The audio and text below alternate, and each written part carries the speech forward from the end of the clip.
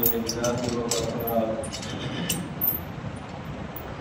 وسلام على عباده الذين اصطفى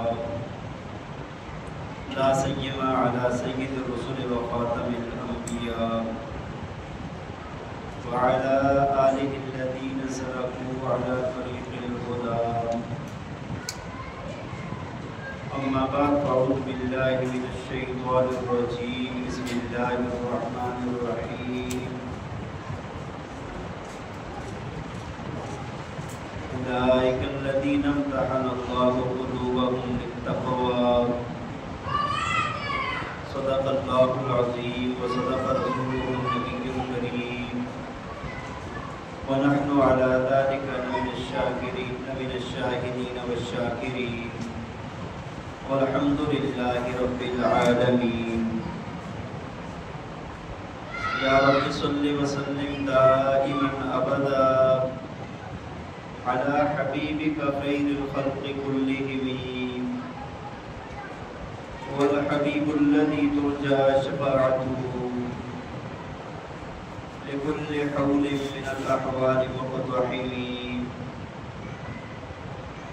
رب اشرح لي صدري ويسر لي أمري واحلل عقدة من لساني يفقهوا قولي رب زدني علما رب زدني عملا سبحانك لا علم لنا إلا ما علمتنا إنك أنت العليم الحكيم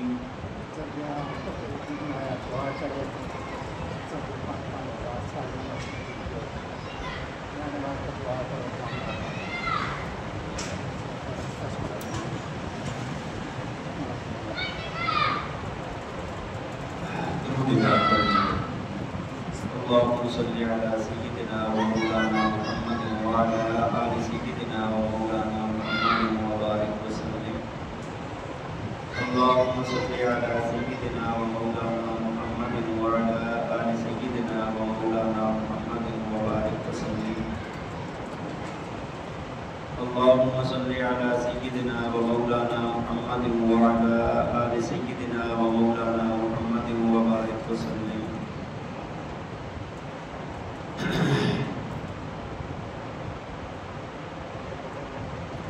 آپ حضرات گزشتہ کئی جمعوں سے صحابہ کرام کے فضائل اور اللہ کے پاک پیغمبر کے ہاں ان کا کیا مقام ہے وہ سن رہے ہیں۔ حضرت عثمان غنی رضی اللہ تعالیٰ عنہ کے فضائل اور شہادت کا بیان ہوا، حضرت عمر فاروق رضی اللہ تعالیٰ عنہ کی فضائل اور شہادت کا بیان ہوا، اسی طرح سیدنا امام حسین رضی اللہ تعالیٰ عنہ اور آپ کے اہل بیت کی فضائل اور آپ کی شہادت کا بیان ہوا۔ اللہ رب الجلال نے صحابہ کرام کو کائنات میں سب سے اونچا مقام عطا فرمایا ہے۔ حدیث شریف میں آتا ہے کہ اللہ کے پاک پیغمبر نے فرمایا کہ اللہ تعالیٰ نے پوری کائنات کے دلوں کو پرکھا، فرمایا اس میں سے جو سب سے بہترین دل پایا نا اس کو اپنا نبی بنا دیا۔ سب سے کائنات میں بہترین دل جو تھا نا اس کو کیا بنا دیا؟ نبی بنا دیا۔ اور فرمایا کہ پھر کائنات کے تمام انسانوں کے دلوں کو اللہ تعالیٰ نے پرکھا اور ان میں سے جو سب سے بہترین درجے کے دل تھے نا اس کو نبی کا صحابی بنا دیا۔ اور یہ اللہ تعالیٰ کا عطا کرتا ایک مقام ہے، فضیلت ہے کہ صحابہ کا وہ مقام ہے کہ پوری کائنات کے لوگ، پوری کائنات کے غوث قطب ابدال اگر اکٹھے ہو جائیں تو کسی صحابی کا مقابلہ نہیں کر سکتے، کیونکہ وہ اللہ کی عطا ہے۔ اور صحابی اس کو کہتے ہیں کہ جو نبی پاک صلی اللہ علیہ وسلم کی زیارت کی ہو اور ایمان لایا ہو اور پھر ایمان پر اس کا خاتمہ ہوا ہو، ایمان پر اس کی موت ہوئی ہے تو اس کو صحابی کہتے ہیں۔ اب پوری کائنات کے لوگ بھی اگر مل جائیں نا وہ مقام نہیں پا سکتے۔ اللہ تعالیٰ نے قرآن پاک میں صحابہ کرام کو معیار حق بیان فرمایا ہے۔ اللہ تعالیٰ نے قرآن پاک میں فرمایا کہ یہ لوگ کامیاب ہونے والے ہیں، اللہ تعالیٰ نے قرآن میں یہ بھی فرمایا کہ یہ لوگ جنتی ہیں. اللہ تعالیٰ نے یہ بھی فرمایا کہ ان سے اللہ راضی ہو گئے ہیں، یہ اللہ سے راضی ہو گئے ہیں. اللہ تعالیٰ نے یہ بھی فرمایا ہے کہ تمہارا ایمان تب قبول کیا جائے گا جب تمہارا ایمان ان جیسا ایمان ہوگا. اللہ کے پاک پیغمبر نے یہ بھی فرمایا کہ انسان، کامیاب انسان، ایماندار انسان وہ ہے ما انا علیہ واصحابی، جو اس دین پر چلے جس پر میں ہوں اور میرے صحابہ ہیں. تو اللہ تعالیٰ نے صحابہ کو بہت اونچا مقام عطا فرمایا. اور میں نے آپ کو ابتدا میں یہ جو روایت عرض کی ہے کہ اللہ تعالیٰ نے صحابہ کے دلوں کو دیکھا ہے، اسی کے متعلق میں نے قرآن کی ایک آیت بھی تلاوت کی ہے ابھی. اللہ تعالیٰ جس میں فرماتے ہیں اولئک الذین امتحن اللہ قلوبہم للتقوی، فرمایا کہ ہم نے ان کے دلوں کا امتحان لیا تقوی کے لیے. دلوں میں ہم نے امتحان لیا، امتحان دلوں کا ہوا، اور دل میں کس چیز کا ہوا کہ تقوی کامل ہے یا نہیں ہے. دیکھیں نا، پوری کائنات میں جب بھی کوئی امتحان ہوتا ہے، سکول ہو، مدرسہ ہو، کالج ہو، یونیورسٹی ہو، کہیں پر بھی ہو امتحان، تو کیا ہوتا ہے؟ انسان کی صلاحیتوں کا اور استعداد کا امتحان ہوتا ہے، اس کی معلومات کا امتحان ہوتا ہے. لیکن یہاں پر نا اللہ تعالیٰ نے جب صحابہ کا امتحان لیا ہے، اللہ کے نبی کے صحابہ کو صحابی بننے کے لیے جب امتحان ہوا ہے، جو امتحان دل کا لیا گیا ہے. اللہ تعالیٰ نے ظاہری شکل و صورت کا امتحان نہیں لیا، اللہ تعالیٰ نے کسی بڑے چھوٹے خاندان کا امتحان نہیں لیا، اللہ تعالیٰ نے یہ امتحان نہیں لیا کہ یہ مالدار کتنا ہے یا اس کے پاس بینک بیلنس کتنا ہے، بلکہ اللہ تعالیٰ نے امتحان لیا تو کس چیز کا لیا؟ دل کا امتحان لیا. اللہ تعالیٰ نے دل کو پرکھا، دل کو جانچا، دل کو ٹٹول کر دیکھا اور ہر طرح سے اس کو آزمایا کہ یہ میرے نبی کے صحابی بننے کے لائق ہیں یا نہیں ہیں.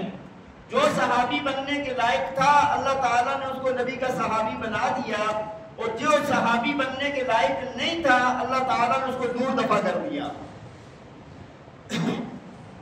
تو یہ دلوں کو پرکھا گیا ہے. آسان امتحان نہیں ہے، یہ مشکل امتحان ہے.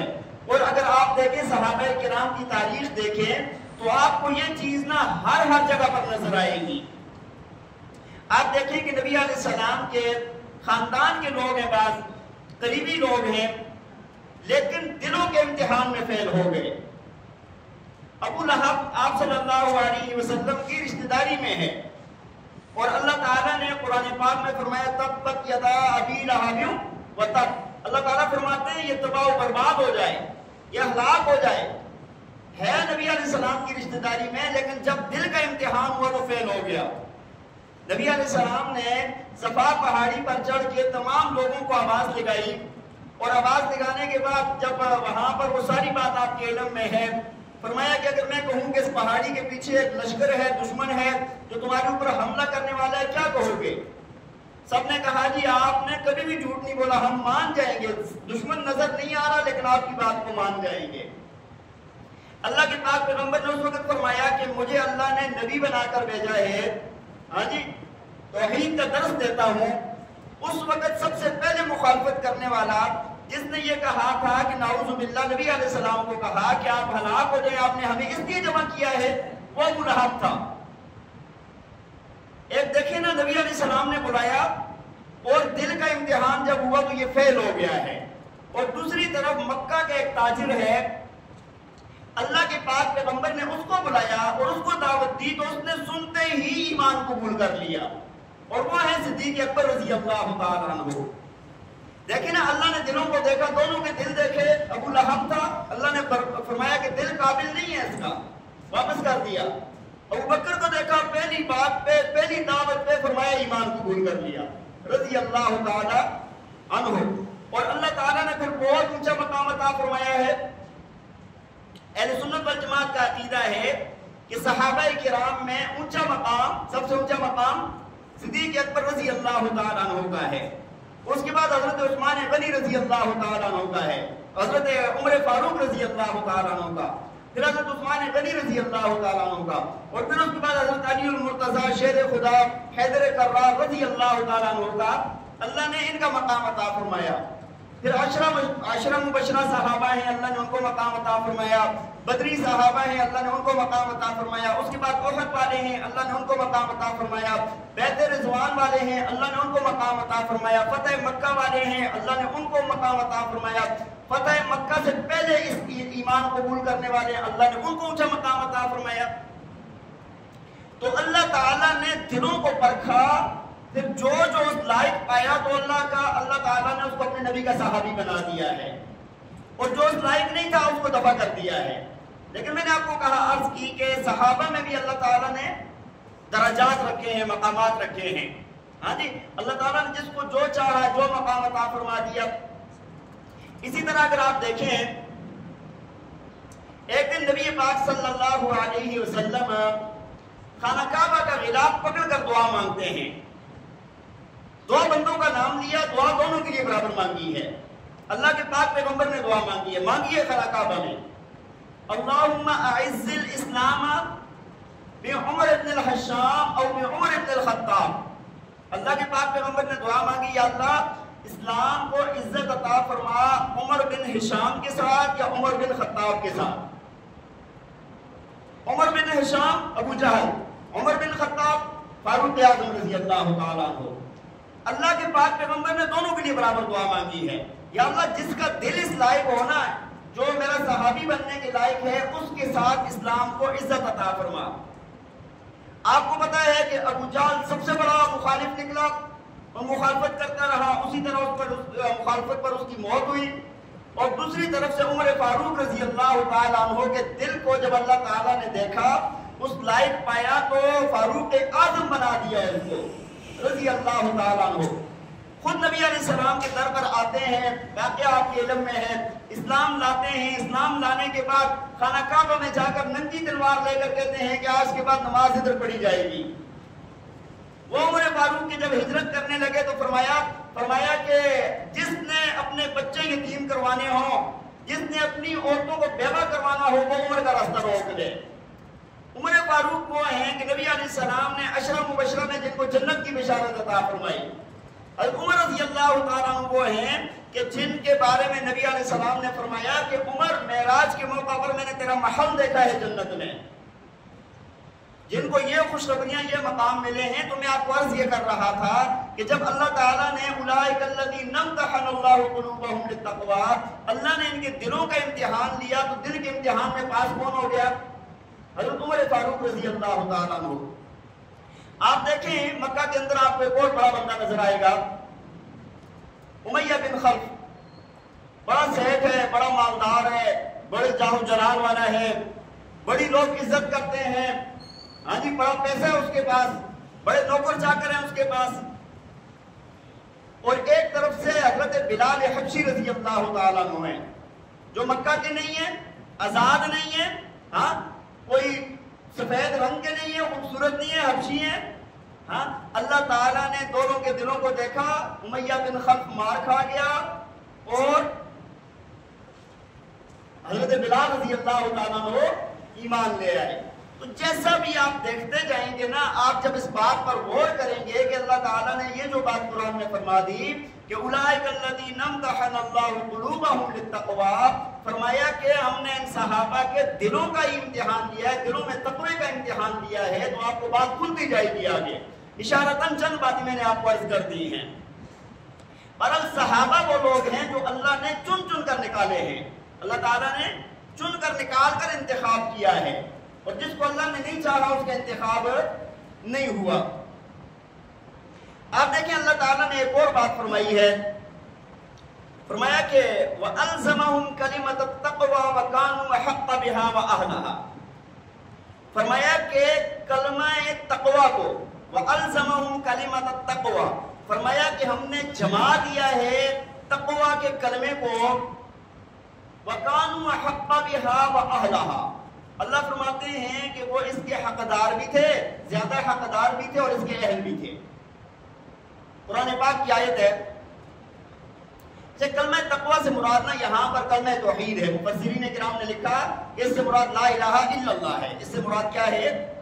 اور اللہ تعالیٰ قرآن میں فرما رہے ہیں کہ وَأَلْزَمَهُمْ كَلِمَةَ التَّقْوَى، کہ ہم نے کیا کیا ہے تقوی کے کلمے کو ان کے دل میں جما دیا ہے. تقوی کے کلمے کو کیا کر دیا ہے؟ ان کے دل میں جما دیا ہے. اور آگے فرمایا وَكَانُوا أَحَقَّ بِهَا وَأَهْلَهَا، فرمایا کہ وہ اس کے حقدار، وہ زیادہ حقدار تھے اور اس کے کیا تھے؟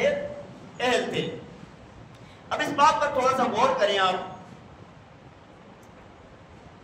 کہ اللہ تعالیٰ نے یہ جو فرما دیا ہے، ایک تو پہلی بات آپ دیکھیں کہ اللہ خود فرما رہے ہیں کہ کلمہ تقوی کو ہم نے ان کے دلوں میں جما دیا ہے. اور اگلی بات فرمائی وَكَانُوا أَحَقَّ بِهَا وَأَهْلَهَا، فرمایا کہ وہ اس کے زیادہ حقدار بھی تھے اور اس کے زیادہ اہل بھی تھے. صحابہ کرام اس کے زیادہ حقدار بھی تھے اور اس کے زیادہ اہل بھی تھے.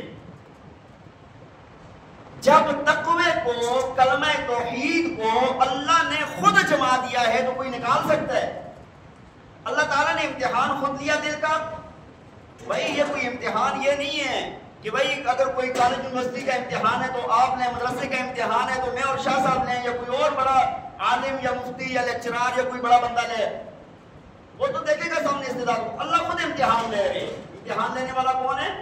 اللہ کی ذات. اور لیا کس چیز کا جا رہا ہے؟ دل کا امتحان. جسم کا امتحان نہیں لیا جا رہا، استعداد کا امتحان نہیں لیا جا رہا، ہاں اس کی معلومات کا امتحان نہیں لیا جا رہا. اللہ دل کا امتحان لے رہے ہیں. اچھا دل کا امتحان لینے کے بعد اللہ تعالیٰ فرماتے ہیں وَأَلْزَمَهُمْ كَلِمَةَ التَّقْوَى، فرمایا کہ ہم نے پھر جما دیا ہے ان کے دل میں تقوی کو. ہمارے شیخ الحدیث صاحب اللہ تعالیٰ ان کی کامل مغفرت فرمائے، وہ فرماتے تھے کہ پہلے تو اللہ تعالیٰ نے نا صحابہ کے دلوں میں ایمان کو کھرچ کھرچ کر لکھ دیا.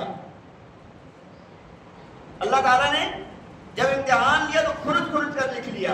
اور پھر اس آیت کریمہ پر فرماتے تھے، فرمایا مثال ایسے سمجھو، فرمایا کہ جس طرح ایک آپ کوئی لکھائی کرتے ہیں نا، اس کے اوپر پلاسٹک کوٹنگ کرواتے ہیں، وہ جو کہتے ہیں چل جاتا ہے، بڑا مضبوط ہو جاتا ہے. فرمایا پھر وہ پلاسٹک کوٹنگ بھی اللہ تعالیٰ نے خود کی ہے. بات سمجھ آ رہی ہے کہ نہیں؟ یہ بھی اللہ تعالیٰ نے کام کیا. فرمایا وَأَلْزَمَهُمْ كَلِمَةَ التَّقْوَى. اچھا آگے اللہ تعالیٰ نے جو فرمایا نا وَكَانُوا أَحَقَّ بِهَا وَأَهْلَهَا، فرمایا کہ وہ اس کے زیادہ حقدار تھے اور اس کے زیادہ اہل تھے. یہ بات کیوں فرمائی ہے؟ آگے نا بڑے بڑے امتحان تھے، آگے بڑے بڑے امتحان تھے. اگر یہ ان امتحانوں میں وہی پاس ہو سکتے ہیں، ان امتحانوں کو وہی عبور کر سکتے ہیں کہ جو اس درجے کے ایمان والے ہوں جن کے دلوں کا اللہ نے امتحان دیا اور پھر تقوی ان کے دلوں میں بھر دیا ہے. آپ دیکھیں نا کلمہ توحید پڑھ لیتے ہیں صحابہ کرام، آپ کے علم میں ہے کہ پھر اگر ان کو سولی پر چڑھایا گیا ہے تو وہ تقوی ان کے، وہ کلمہ ان کے دل سے نہیں نکلا. اگر ان کو ریت کے اوپر گھسیٹا گیا ہے پھر بھی وہ کلمہ ان کے دل سے نہیں نکلا. اگر تختہ دار پر لٹکا دیا گیا ہے پھر بھی وہ کلمہ ان کے دل سے، ان کے جسم کے ٹکڑے ٹکڑے کر دیے گئے ہیں پھر بھی وہ کلمہ ان کے دل سے، اگر کھولتے ہوئے کڑاہے اور تیل کے اندر ان کی جسم کو ڈال دیا گیا ہے، زندہ انسان کو ڈال دیا گیا ہے، پھر بھی وہ کلمہ ان کے دل سے. شاب ابی طالب میں اگر ان صحابہ کرام کو بھوکا رکھا گیا ہے، پتے کھانے پر مجبور کر دیا گیا ہے، پھر بھی وہ کلمہ ان کے دل سے. بلال حبشی رضی اللہ تعالیٰ عنہ ایمان لے آتے ہیں، اس کے بعد کیا کچھ نہیں ہوا ان کے ساتھ. کبھی ریت پر گھسیٹے جا رہے ہیں، گلیوں میں ایسے ٹانگوں سے رسی باندھ کے نا پوری گلی میں گھسیٹے جا رہے ہیں. چھوڑ دے اپنے رب کا کلمہ پڑھنا، ہمارے معبودوں کا انکار کرنا، ہمارے بتوں کا انکار کرنا چھوڑ دے. وہ کیا کہتے تھے؟ احد احد کی الفاظ ان کی زبان پر آتی تھی، ایک اللہ ہے بس. جلتے ہوئے کوئلوں پر لٹا دیا گیا، جلتے ہوئے کوئلوں پر لٹا کر اوپر بھاری چٹان رکھ دی جاتی تھی. جسم جلتا تھا، اس کی چربی پگھلتی تھی، گوشت پگھلتا تھا، ہاں، اور وہ کوئلے پھٹتے تھے. تپتی ہوئی صحرا کے اندر، آپ کو عرب کی گرمی کا پتہ ہے کیسی گرمی ہے، اس صحرا میں لٹا کر بھوکا پیاسا اوپر چٹانیں رکھ کے آ جاتے تھے. مار مار کے برا حال کر دیا، لیکن اللہ نے اولئک الذین امتحن اللہ قلوبہم للتقوی، اللہ نے ان کے دل کو جانچ لیا تھا. اب اس بلال کی جان تو جا سکتی ہے، اس کے دل سے ایمان نہیں نکل سکتا.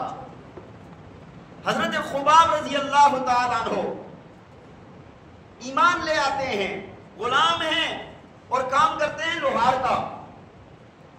تو مالکہ ایک عورت ہے، وہ کیا کرتی ہیں کہ لوہے کا کڑا نا بالکل لال سرخ کر کے سر کے اوپر رکھ دیتی ہیں. آپ اندازہ لگائیں اس تکلیف کا کہ بالکل لال سرخ لوہے کا کڑا سریا جو ہے نا وہ ایسے سر کے اوپر ادھر رکھا ہوا ہو تو کیا کیفیت ہوگی. اور ان کو اسی طرح آگ کے اوپر لٹایا جاتا ہے. بعد میں صحابہ کرام نے جب دیکھا تو ان کی کمر کے اندر نا بڑے بڑے کھڈے اندر بنے ہوئے تھے. عمر رضی اللہ تعالیٰ عنہ نے پوچھا کہ یہ کیا ہے؟ فرمایا کہ کوئلوں کے اوپر لٹایا گیا ہوں میں. اب یہ اللہ نے ان کے دل میں ایمان کے کلمے کو وَأَلْزَمَهُمْ كَلِمَةَ التَّقْوَىٰ پختہ کر لیا تھا، جما دیا تھا اللہ نے. حضرت زنیرہ رضی اللہ تعالیٰ عنہ عورت ہے، ابو جہل نے ان کے منہ پہ اتنے مکے مارے کہ ان کی آنکھیں باہر نکل آئی، آنکھوں کی پتلیاں باہر نکل آئی. ایمان پر پکی ہیں. آپ نے واقعہ سنا حضرت سمیہ رضی اللہ تعالیٰ عنہ اور آپ کے خاندان والے ایمان لے آئے. ان کے ایسے جسموں کو نا دونوں اونٹوں پر اس طرح باندھ کے ایک کو ادھر چلایا ایک کو ادھر چلایا، پورا جسم چیر کے رکھ دیا. ایمان نہیں چھوڑا. وجہ کیا ہے؟ اللہ فرماتے ہیں وَقَانُوا أَحَقَّ بِهَا وَأَهْلَهَا، یہ اس کے زیادہ حقدار بھی تھے، اس کے زیادہ اہل بھی تھے. یہ ہر ایک کی بات نہیں ہے، ہر ایک کے بس کی بات نہیں ہے. یہ محبت کے امتحان تھے اور ان کے لیے میں نے خاص دلوں کو چنا تھا. تو بات یہ عرض کر رہا تھا کہ اللہ تعالیٰ نے صحابہ کرام کو جو اونچا مقام عطا فرمایا ہے، کائنات میں اتنا اونچا مقام اور کسی کو، اللہ تعالیٰ نے صحابہ کرام کو ایمان کا معیار بنا دیا ہے، حق کا معیار بنا دیا ہے. نبی علیہ السلام نے کیا فرمایا؟ فرمایا کہ کون ہے صحیح؟ فرمایا ما انا علیہ واصحابی، جس پر میں ہوں اور میرے صحابہ ہیں. سوشل میڈیا پر ایک باتیں بہت چلتی ہیں، بعض ایسے نامراد ہیں، بد نصیب ہیں، بدبخت ہیں کہ جو صحابہ کرام کی گستاخی کرتے ہیں، جو ان اولو العزم لوگوں کی کہ اللہ تعالیٰ نے قرآن میں جن کے بارے میں فرما دیا کہ میں ان سے راضی ہوں، ان کی گستاخی کرتے ہیں، ان کی عیب جوئی کرتے ہیں.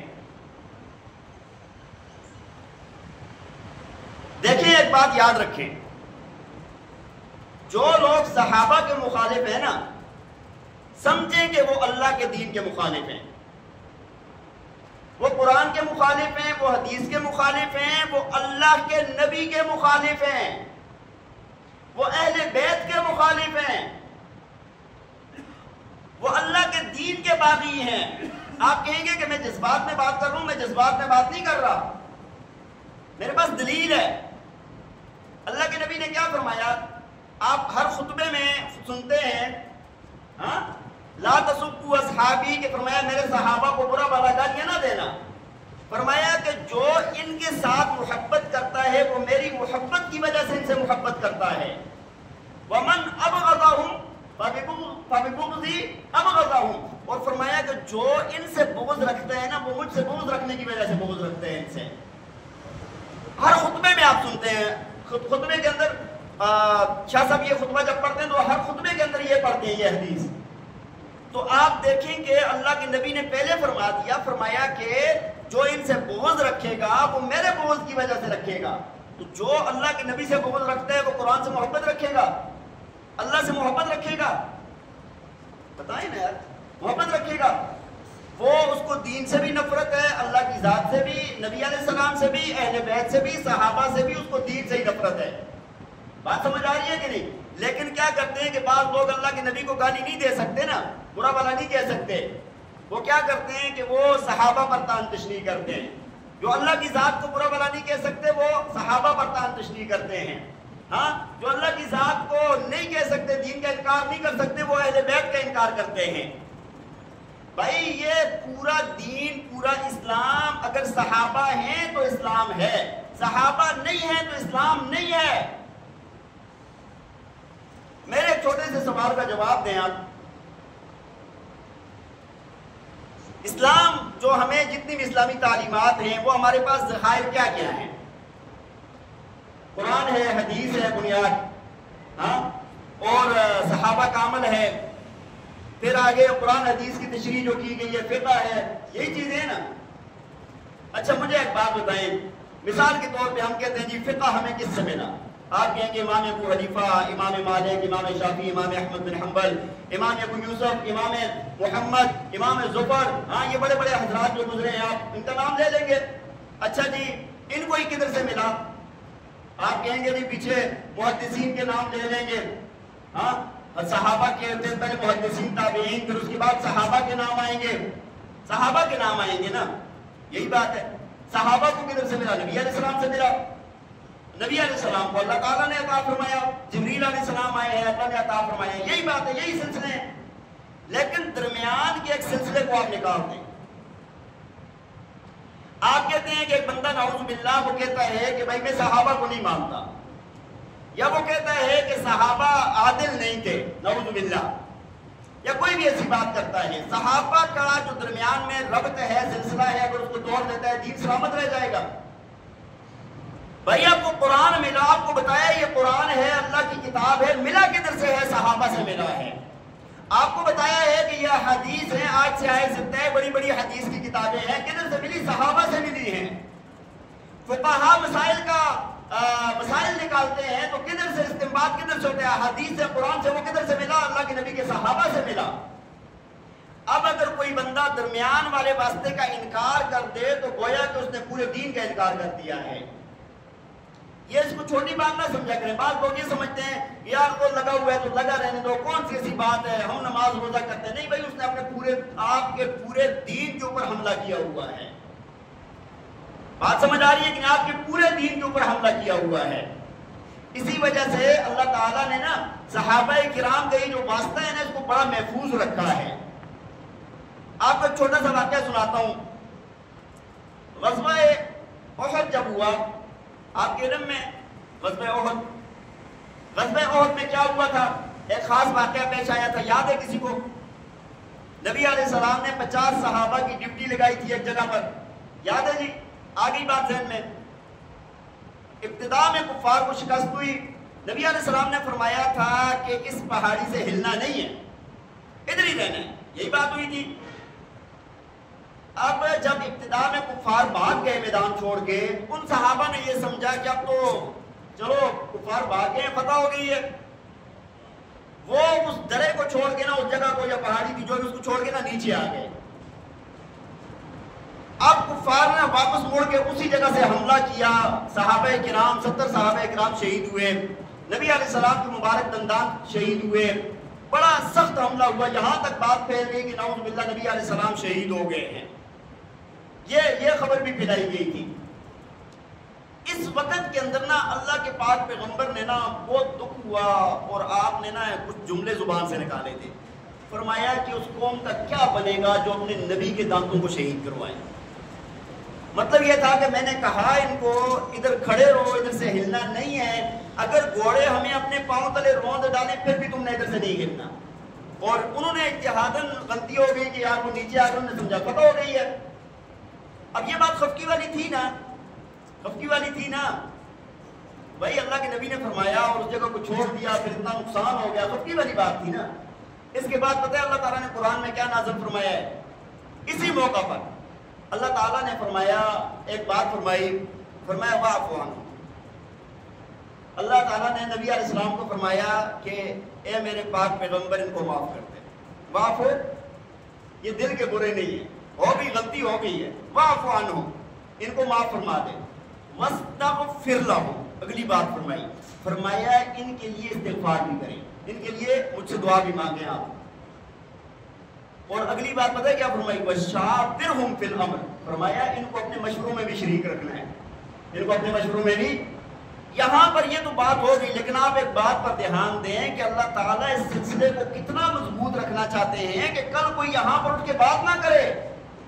اللہ تعالیٰ بتانا یہ چاہ رہے ہیں کہ میں خود ان کا وکیل، میں خود ان کی صفائی دے رہا ہوں کہ میرے پاک پیغمبر کو جب میں نے کہہ دیا اس نے معاف کر دیا ہے۔ بات سمجھ آئیے کہ نہیں؟ تو بات یہ عرض کر رہا ہوں کہ صحابہ کا سلسلہ اگر درمیان سے ہٹ جاتا ہے نا، نکل جاتا ہے، تو دین ہمارے پاس محفوظ نہیں رہتا۔ پھر اللہ تعالیٰ نے قرآن پاک میں جا بجا مختلف عنوانات سے، مختلف طرح سے نا صحابہ کا مقام، ان کا مرتبہ، ان کی جنت، ان سے رضا، یہ چیزیں اللہ نے قرآن میں بیان کی ہیں۔ کوئی بندہ آج آپ اٹھ کے کہے گا نا یار تاریخ کی فلاں کتاب کے اندر یہ بات لکھی ہوئی ہے، ہمارے ایک بہت بڑے عالم گزرے ہیں، وفات ہو گئی، اللہ تعالیٰ ان کی مغفرت کرے، وہ کہتے تھے کہ بھائی میں آپ کو نا قرآن کے پاس لے کے جا رہا ہوں، آپ مجھے تاریخ کے پاس لے کے جا رہے ہو۔ بھائی وہ کہہ رہے ہیں کہ یہ جوہری ہیں، جوہر ہیں، یہ سونا چاندی کی مثال ہیں. فرمایا کہ اس کی قیمت جو لگے گی وہ سنار کے پاس لگے گی، جوہری کے پاس لگے گی. میں اس کے پاس لے کے جا رہا ہوں، تم مجھے کباڑی کے پاس لے کے جا رہے ہو. تاریخ تو کباڑ ہوتا ہے نا، اور قرآن جوہر ہے. بات ہے جوہری کی قیمت، جوہر کی قیمت، سونے چاندی کی قیمت جوہری ہی لگاتا ہے. تو خود جوہری نے کیا قیمت لگائی ہے، خود اللہ تعالیٰ نے کیا صحابہ کے بارے میں فرما دیا. ایک آیت آپ کو سناتا ہوں. اللہ تعالیٰ نے نا 11ویں پارے کی ابتدا میں پہلی صفحے پر یہ آیت موجود ہے. اللہ تعالیٰ نے فرمایا والسابقون الاولون. آپ ترجمہ دیکھیں. فرمایا کہ جو صحابہ پہلے ایمان لانے والے، اول ایمان لانے والے، من المہاجرین والانصار. فرمایا کہ وہ مہاجرین میں سے ہوں یا انصار میں سے ہوں. والذین اتبعوہم، اللہ فرماتے ہیں اور وہ لوگ جو ان مہاجرین، انصار، سابقون، اولون کی پیروی کرنے والے ہیں، ان کی تابعین ہیں. والسابقون الاولون من المہاجرین والانصار والذین اتبعوہم باحسان رضی اللہ عنہم ورضوا عنہ. اللہ فرماتے ہیں کہ یہ جتنے بھی لوگ ہیں نا، یہ اللہ سے راضی ہیں اور اللہ ان سے راضی ہے. اللہ نے ان کے لیے ایسی جنتیں تیار کر کے رکھی ہیں جن کے نیچے سے نہریں بہتی ہیں. آگے اللہ یہ بھی فرماتے ہیں ذالک الفوز العظیم. فرمایا یہ ان کی بڑی کامیابی ہے. یہ ان کی کیا ہے؟ بڑی کامیابی ہے. اب اس آیت پر ذرا سا غور کریں، میں بات ختم کرتا ہوں. اللہ تعالیٰ نے کیا فرمایا؟ والسابقون الاولون. اللہ تعالیٰ مراتب بیان کر رہے ہیں نا. اس میں چھوٹا سا نقطہ آپ کو دیتا ہوں. اللہ تعالیٰ مراتب بیان کر رہے ہیں. دیکھیں نا، والسابقون اولون، مہاجرین، انصار، والذین اتبعوہم باحسان. اللہ تعالیٰ نے مرتبے بیان کیے ہیں. فرمایا کہ اگر آج کو دیکھا جائے نا، اس آیت کو غور کیا جائے تو اللہ تعالیٰ فرماتے ہیں کہ سب سے اول درجے والے، سب سے پہلے درجے کے مسلمان، سب سے اونچے درجے کے مسلمان والسابقون ہیں. وہ کون ہیں؟ پہلے ایمان لانے والے. اچھا آپ دیکھیں پہلے ایمان لانے والے کون ہیں؟ کون ہیں جی؟ مردوں میں سب سے پہلے ایمان لانے والے حضرت صدیق اکبر رضی اللہ تعالیٰ عنہ ہیں. بچوں میں سب سے پہلے ایمان لانے والے حیدر کرار حضرت علی المرتضیٰ رضی اللہ تعالیٰ عنہ ہیں. غلاموں میں سب سے پہلے ایمان لانے والے حضرت زید رضی اللہ تعالیٰ عنہ ہیں. عورتوں میں سب سے پہلے ایمان لانے والی حضرت خدیجہ الکبریٰ رضی اللہ تعالیٰ عنہ ہے. اب سب کے مقامات اپنے ہیں، سب صحابہ اونچے ہیں، لیکن ان کے مقام کو کوئی نہیں پہنچ سکتا. بھائی صدیق اکبر رضی اللہ تعالیٰ عنہ کے مقام کو کوئی نہیں پہنچ سکتا. ہاں، عورتوں میں خدیجہ رضی اللہ تعالیٰ عنہ کے ایمان کو کوئی نہیں پہنچ سکتا. بچوں میں حضرت علی رضی اللہ تعالیٰ عنہ کے ایمان کو کوئی نہیں پہنچ سکتا. غلاموں میں حضرت زید رضی اللہ تعالیٰ عنہ کے ایمان کو کوئی نہیں پہنچ سکتا. یہ فرمایا کہ والسابقون الاولون، یہ پہلے ایمان لانے والے ہیں، پہلے ایمان لانے والے ہیں. آگے فرمایا من المہاجرین، مہاجرین کا درجہ بیان فرمایا. مہاجرین چونکہ بہت اونچے لوگ ہیں، گھر بار چھوڑ دیے، اپنی زمینیں مکان چھوڑ دیے، اپنے خاندان چھوڑ دیے، سب کچھ چھوڑ کے اللہ کے نبی کے ساتھ یہاں سے چھوڑ کے مدینہ پہنچ گئے. من المہاجرین. آگے کیا فرمایا؟ والانصار. انصار کون لوگ ہیں؟ جب نبی علیہ السلام اس درد کے عالم میں، اس تکلیف کے عالم میں اپنوں کے ستائے ہوئے مکہ والوں سے تنگ آ کر جب اللہ کے حکم پر مدینہ گئے ہیں تو انہوں نے نا اپنی پردے بچائی ہیں سامنے، انہوں نے اپنے گھروں میں جگہ دی ہے، انہوں نے اپنی زمینیں دے دی. ہاں جی، انہوں نے بھائی چارگی اختیار کر لی، مہاجرین کو اپنا بھائی بنا لیا. ہر طرح سے نبی علیہ السلام کی، صحابہ کی مدد کی، دین کی مدد کی. اللہ نے قرآن میں ان کا نام ہی انصار رکھ دیا ہے. کیا نام رکھ دیا؟ انصار کس کو کہتے ہیں؟ مدد کرنے والا نا. اللہ نے نام ہی انصار رکھ دیا ہے. اب یہ تیسرے درجے کے لوگ ہیں. آگے اللہ تعالیٰ نے کیا فرمایا؟ والذین اتبعوہم باحسان. فرمایا کہ سابقین اولین ہوں، مہاجرین ہوں، انصار ہوں، اونچے درجے کے لوگ. پیچھے کون کامیاب؟ والذین اتبعوہم. فرمایا کہ جو ان کی پیروی کرنے والے ہیں باحسان، نیکی میں. یہ سارے لوگوں کا اللہ نے بیان کر کے کیا فرمایا؟ کیا فرمایا جی؟ رضی اللہ عنہم ورضوا عنہ. فرمایا کہ اللہ ان سے راضی ہو گیا، یہ اللہ سے راضی ہو گئے ہیں. اب اللہ تو ان سے راضی ہے، اللہ کا نبی بھی ان سے راضی ہے، اہل بیت بھی ان سے راضی ہیں، صحابہ اہل بیت سے راضی، اہل بیت صحابہ سے راضی، اہل بیت بھی صحابہ ہیں، اونچے درجے کے، نبی کا خون ہے۔ یہ سارا معاملہ آپ کے سامنے ہے، قرآن نے بیان کر دیا ہے۔ اب کوئی بندہ اٹھ کے اہل بیت میں سے کسی کی یا کسی صحابی کی گستاخی کرے تو وہ بندہ خود مشکوک ہے، خود مشکوک ہے۔ وہ در مختار کے اندر ایک عبارت، اس کا ترجمہ کر کے میں بات ختم کرتا ہوں، اس کے اندر لکھا ہے کہ جو بندہ اما عائشہ رضی اللہ تعالی عنہ کو گالیاں دیتا ہے، یا فرمایا کہ حضرت علی رضی اللہ تعالی عنہ کی الوہیت، ان کو الہ مانتا ہے، معبود مانتا ہے، اس کا قائل ہے، یا جو بندہ یہ کہتا ہے کہ فرمایا جو بندہ یہ کہتا ہے کہ جبریل علیہ السلام سے وحی لانے میں غلطی ہوئی ہے، در مختار کھول کے دیکھیں، اس کے اندر لکھا ہے، متفقہ کتاب ہے، سارے مفتی پڑھ کے مفتی بنتے ہی تب ہے جب در مختار پڑھی ہو، چاہے وہ بریلوی ہو، دیوبندی ہو، کوئی بھی ہو، وہ پڑھیں گے تب جا کے مفتی بنیں گے۔ فرمایا کہ جن کے یہ عقائد ہیں یا جو تعدیل صحابہ کے قائل ہیں، فرمایا وہ اسلام سے خارج ہیں۔ وہ کیا ہے؟ اسلام سے۔ اللہ تعالی ہمارے ایمانوں کی حفاظت فرمائے، اور اللہ تعالی ہمیں صحابہ کے نقش قدم پر چلنے کی توفیق عطا فرمائے۔ وآخر دعوانا ان الحمد للہ رب العالمین۔ اذان کے بعد